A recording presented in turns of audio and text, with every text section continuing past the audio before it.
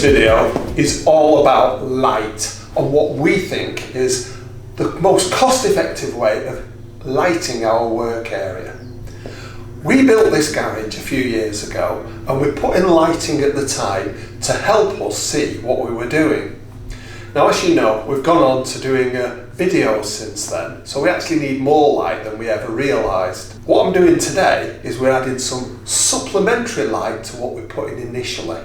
When we built this building, about, it must be 4 years ago now, we put an armoured cable in from the house to the actual building itself. We've got an RCD breaker box with 2 circuits, one for the power, where we've got a number of sockets on it, and one for lighting.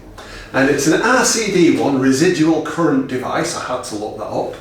Instead of using fuses, if you actually short circuit anything, it switches off.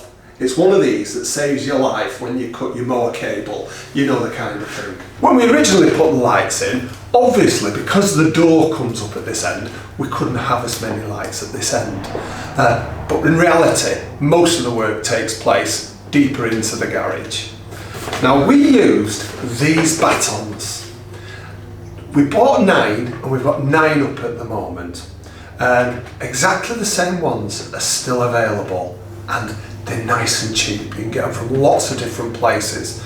We will shove a link in the description, but lots of you do-it-yourself shops give you the same ones. It's always reassuring when you can buy the same thing over a number of years. It means it must be a good product. And these are 4 foot, 18 watt, 2000 lumens lighting battens. They're LED and they are cheap as chips. And although they're cheap, we've not had a problem with a single one of them yet. So we're very happy to use them again. In fact, it's one of the reasons why we thought, as we're extending the lighting, we will do. Now, it says on it cool white, and it actually says 4000 Kelvin. Now, I'm no expert on lighting, but having looked it up on Google, I know daylight is actually about 5,500 Kelvin. And these lights are very close to daylight, so I'm not quite sure I do trust what they said on them.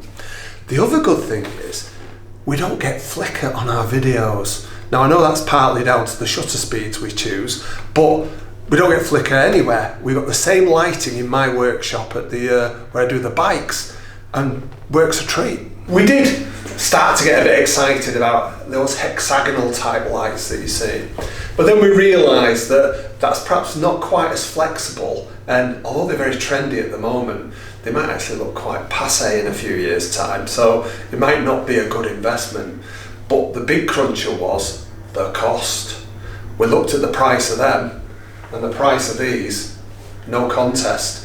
Flexible, can put in as many as we want, and we'll still save a lot of money over the hexagonal ones. We aren't electricians, but we do have common sense. If you're working with electricity, do make sure that you keep safe and you make sure you're not working on a circuit that's live. Now, we can't tell you how to wire your workspace, but we can show you what we did in ours. We're going to add an extra 4 lights at this end, so that nearly doubles the lighting that we've got. And because they're only 18 watts for each one, we can wire them in parallel onto one junction box and take that junction box, connect it into our lighting circuit that's on a switch so that it just switches on and off with it. And as the wattage is so low, we don't really need to start worrying about trying to calculate what the wattage would be over the entire ring. It's like adding one small light bulb.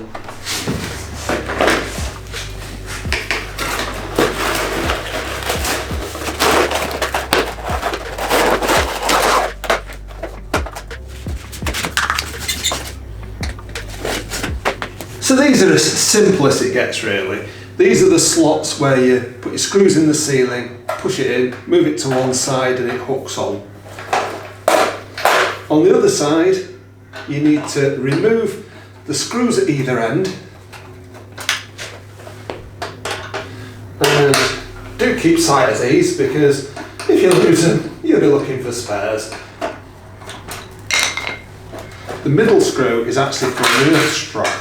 So your wire comes through here It's handily marked live and neutral, earth in the middle, and the actual light fitting fits on these bars here that you have to click into place.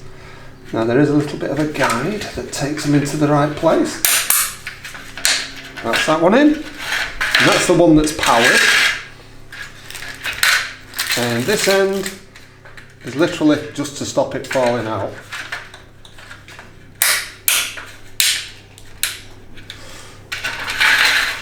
So pretty much good to go there. And there's even a little bag of hardware with 2 screws and 2 raw plugs for you to use.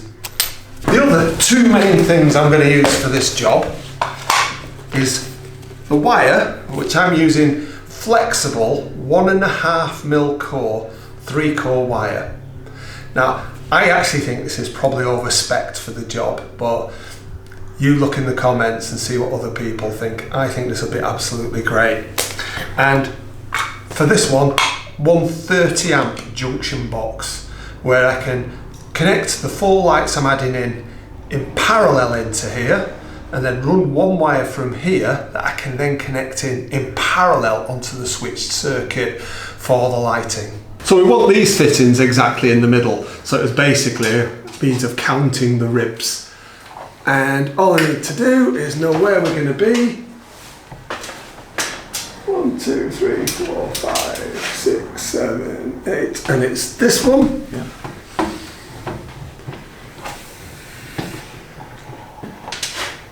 Don't forget the marks have to be offset so that you can slide it across. You'll see what we mean.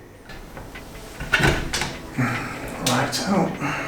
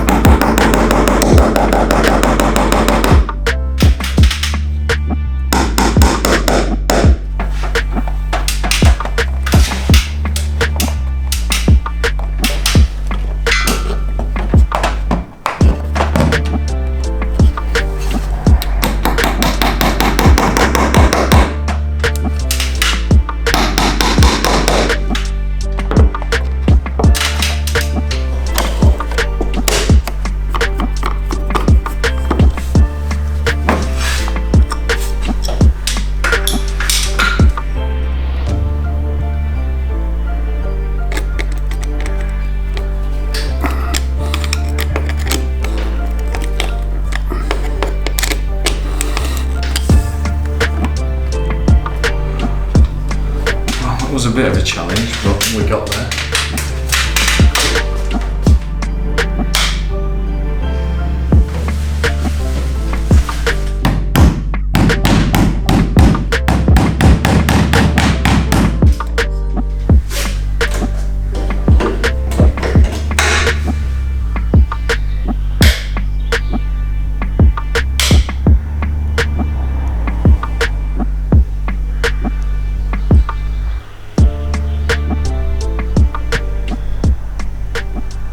Well, we're really pleased with that.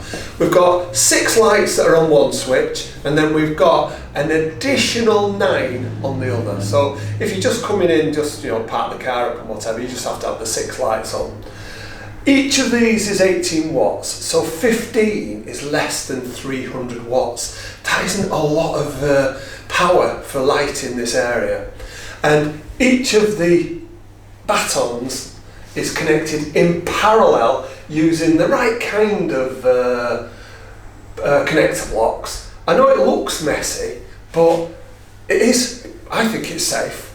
I'm not an electrician though, so for you need to get advice if you're not sure of what you're doing. This will make it so much better for us using this area, not just for working on the vehicles, but for making videos for you as well.